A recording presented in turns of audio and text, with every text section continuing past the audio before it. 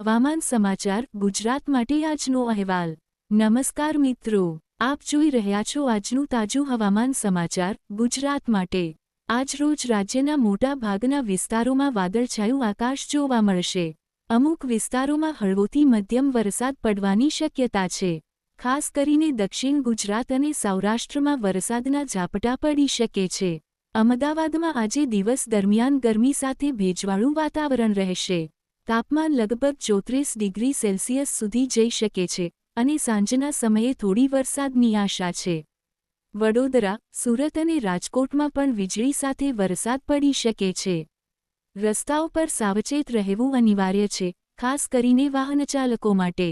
પવનની દિશા દક્ષિણ પશ્ચિમ તરફની રહેશે અને ઝડપ અંદાજે 15 થી 25 કિમી પ્રતિ કલાક હશે। રાતના સમયે તાપમાન 26 થી 28 ડિગ્રી સેલ્સિયસની આસપાસ રહેશે, એટલે કે નમ વાતાવરણ જળવાશે।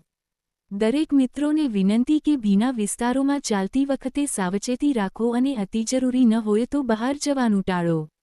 આજ માટે એટલું જ। આવતીકાલે ફરી મળશું નવા હવામાન અહેવાલ સાથે। બદલાતા વાતાવરણ સાથે પગલાં ભરીએ સાવચેતીના।